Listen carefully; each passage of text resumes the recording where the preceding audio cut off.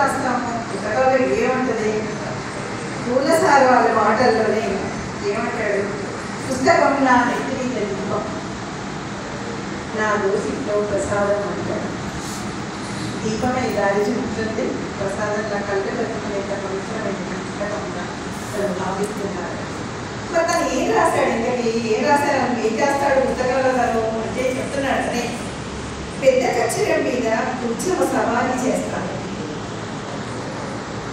సవాల్ కోసం తొడగొడతాడు, నివాళి కోసం కొట్టుకుంటున్నాడు, అక్కడ కోసం పులితోనైనా కలబడతాడు. నేనే ఓ సాక్ష్యమై గోడలో మోగి నినాదంలో ఎందుకంటే ఏం కావాలి? ఒక కవి నిలబడాల్సింది ఏంటి? కవికి కావాల్సిన లక్షణాలన్నీ కూడా తనలో బోధ పోసుకొని ఉన్నానని చెప్పేసేసి తనే చెప్పుకున్నాడు. తను ఆ ఆశకు ఆశయాలకు అనుగుణంగానే ఆశలలో కూడా ఉన్నారు. ఇప్పుడు మనం ఆ తలపుల పుటల్లోకి పయనించే ప్రయత్నం చేద్దాం. ఇక్కడున్న దాదాపు అందరి దగ్గర కూడా ఎవరింటికి వెళ్ళినా కానీ మనకు ఒక చిన్న సైజు గ్రంథాలయాలు కనబడుతూ ఉంటాయి. ఆ వెనకాల బ్యాక్గ్రౌండ్ లో పుస్తకాలు అని ఒక టైటిల్ పెట్టుకున్నారు. సారీ శీర్షిక మొట్టమొదటి కవితనే అది. బ్యాక్గ్రౌండ్ లో పుస్తకాలు అంటే మన వెనకాల పుస్తకాలు ఉండడం కాదు, ఆ పుస్తకాలను చదువుతూ ఎక్కుతూ ఎంత జ్ఞానం సంపాదించుంటారు, ఏం నేర్చుకుంటుంటారు. ఇవన్నీ కూడా పోతపోస్తూ ఒక కవిత అంత 4 మాటలు చదువుతాను. దాంట్లో ఆ బ్యాక్గ్రౌండ్ లో ఉన్న పుస్తకాల నుంచి మీరు తీసుకున్నారు ఏంటి అంటే చెప్తున్నారు ఇక్కడ. ఒక పుస్తకం నిగ్మయ కానీ నలిపెట్టిన పెదాల మధ్య 7 తరాల అలెక్స్పేటి బాధాగత చివరై భూమండలాన్ని పశ్చాత్తాపంలో ధరవచ్చేలా సాహిత్యం చదివిన వాళ్ళందరూ కూడా 7 తరాలు అంటే తెలవని వాళ్ళు ఎవరు ఉండరు. మరో పుస్తకం మనిషిని మహామానవుడిగా నిలబెట్టే ఖరీదుకి బ్రాండ్ తత్వాలనిచ్చిన వేసి కొంతకందరి మహాశూన్యాన్ని చూపిస్తుంది. ఇంకో పుస్తకం మరణపు చివరి చరణాన్ని రద్దు చేసి శత్రువు చిరునవ్వుల పాదూరి చేసి ప్రభాకర భాస్కరమే. ఇక్కడ 7 తరాలు, ఎక్కడి కలిగి ఎక్కడి మన మరణం చివరి చరణం అన్న ప్రభాకరుడు. ఇట్లా అంటే ఇవన్నీ కూడా వాళ్ళు నడిపించిన దారి. వాళ్ళు చదివిన పుస్తకాలలో 10% కూడా చదివి ఉండము. ఆ అనుభవ సారాన్నంతా కూడా జీవితానికి అన్వయించుకుంటూ ముందుకెళ్తూ ఇంకా ఆ తలపుల పుటల్లో నిక్షిప్తం ఏమేం చేసుకున్నారు కదా అంటే పుస్తకాల్లో ఏముంది అంటే మనకు ఒక 4 రకాల భావాలు కనబడుతూ ఉంటాయి. ఫస్ట్ మనకి పల్లె, తెలుగు వచ్చినటువంటి పల్లె, పూర్వ పల్లె అనేటువంటి రాస్తున్నారు. ఆ పల్లె జీవితం దాన్ని ఏమేమి మిస్ అయ్యాడు, అప్పుడు ఏమేమి ఉండేది, వాళ్ళ మాకు రాని, ఇవన్నీ ఒక రకమైన నాస్టాల్జియా ఫీలింగ్తో ఉన్నటువంటి కవితలన్నీ ఒకవైపు. తర్వాత ఒక పహల్గాం కానీ, ఒక గాజా కానీ, ఒక దుఃఖం, ప్రపంచ దుఃఖాన్ని కూడా కవి విస్మృతి ఎంత పెద్దగా ఉంది అంటే ఎక్కడో ఒక దేశంలో జరుగుతున్న గాజా గాయాన్ని కవి కూడా తెచ్చారు. ఇక్కడ ఎంతో సుందరంగా చూసినటువంటి పహల్గాము, తర్వాత మత కొల్లవరాల కావి అయిపోయి ఎట్లా జరిగింది అనే ఆ విధ్వంసాన్ని కూడా మనకి కవి చూపించారు. అట్లాంటి సామాజిక సమస్యల పట్ల ఒక విస్తృతమైనటువంటి కవిత్వం మనకి ఇందులో కనబడతారు. దీంతో పాటు అన్నిటికంటే దీంట్లో ఇష్టంగా అంటే ఈ తెలంగాణ రచయితల వేదిక అంటేనే దానికి చిరునామా ఏమో, దాని అర్థమేమో తెలంగాణ పట్ల ఉన్న మమకారం, తెలంగాణ కోసం తపన పడ్డటువంటి ఉద్యమ జీవితం, తెలంగాణ ఇప్పుడు ఎలా ఉంది, ఇంకెలా ఉండాల్సి ఉండేది, ఏం పొందాం, ఏం కోల్పోయాము, ఇప్పుడు తెలంగాణ కోసం ఉన్న ఆరాటం. ఈ 3 రకాల కవితం ఒకేదైతే దీంట్లో తలపుల పుటల్లో దాచుకునేటువంటి మనుషులు అండ్ జ్ఞాపకాల్లో మిగిలిపోయినటువంటి మనుషులు ఒక 20 ఎంసీలు ఉన్నాయండి దీంట్లో.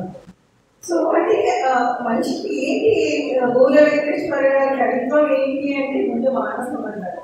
20 ఎంసీలో రాసుకున్నారంటే మనుషులు ఎంత కనెక్ట్ అవుతున్నారు మానవ సంబంధాల పట్ల, ఇప్పుడు వెరితలలు వేసుకున్న ఫ్యాషన్ల పట్ల, పెడతోపబడుతున్న యువత పట్ల, ఆయనకు ఉన్నటువంటి బాధ, ప్రేమ, ఆరాటం, తపన అన్నీ కూడా మనకి కవితల్లో కనబడతాయి.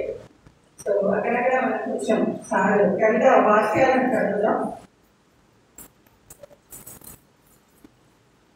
ఇందాక చెప్పాను కదా, గాజా దుఃఖం రాశాడు. గాజా మనకు తెలుసు.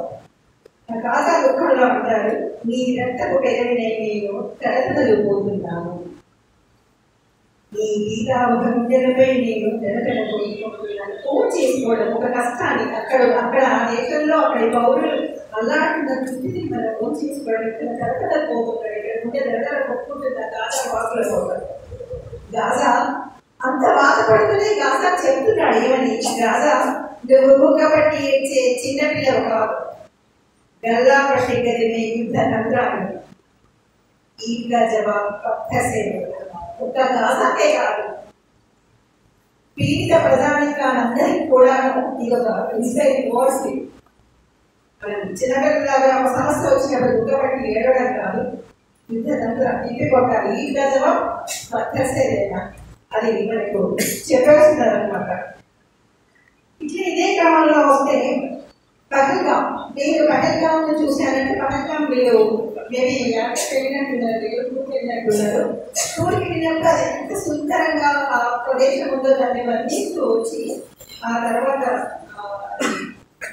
అత్యంత మతకల్లోలాల్లో ఉన్న ఎగిపోయి అడుగుతాడు బాబులు గట్టి కూడా అదంతా కూడా వర్ణిస్తూ రాశారు కదా. దాని గురించి మనం కడిగాము. 2 వాక్యాలు ఇక్కడ పహల్గాంలో జరిగినట్టు మనకు తెలుసు. అక్కడ ఉన్నటువంటి సుందర దృశ్యాలు వర్ణించిన తర్వాత ఆ దుఃఖాన్ని చెబుతున్నారు. ఇప్పుడు ఏంటి, రక్త స్పర్శలు లాగా మంచు పూల మీద కడినాల తుపాకీ ఉంటుంది. కాశ్మీర్లో జరిగినటువంటి తెలుసు కదా మనకి.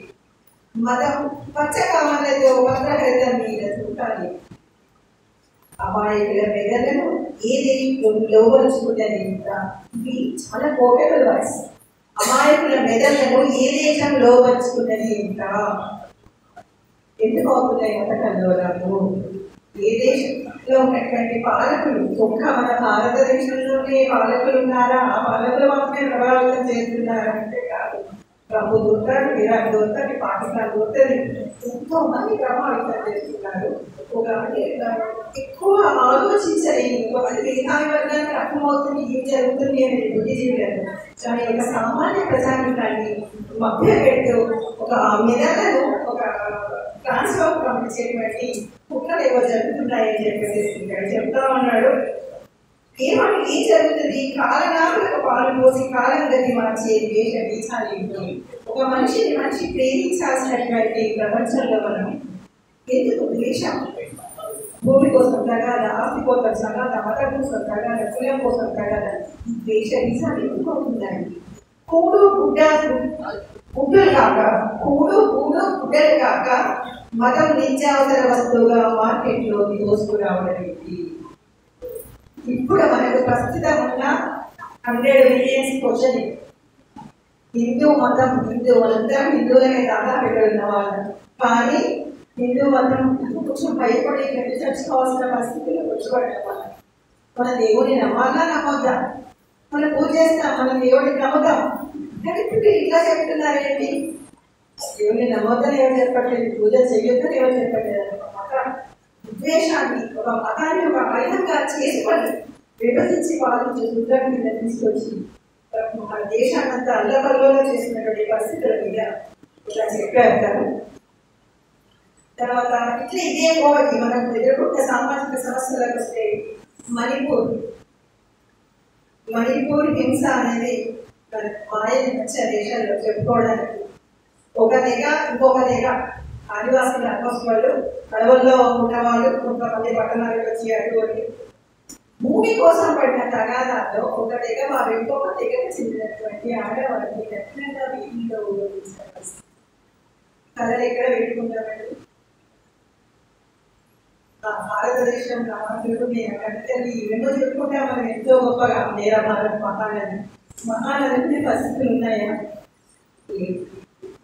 దాని గురించి ఏమంటున్నాడు? అది ద్వేషపు కారణాలు గొర్రెలని కుసలు కొడుతున్నాయి. కథగా చూశాడు గట్టపరెడ్డి. మాతృభూమి 1000 ఒక్కరైన గుండెలతో ప్రపంచ కన్నీటి తెర ముందు గట్టపరెడ్డి చేస్తుంది. ఒక మన దేశంలో వాళ్ళనే మన మనుషులు మహిళలు ఇలా అయిపోయారని ఒక మహిళలే బాధపడే సమస్య కాదు, ఒక దేశమే బాధపడే సమస్య కాదు. దేశాన్ని ప్రపంచం ముందు సిగ్గుతో తలదించుకునేలా చేసినటువంటి ఆ పరిస్థితి చెప్పాడు.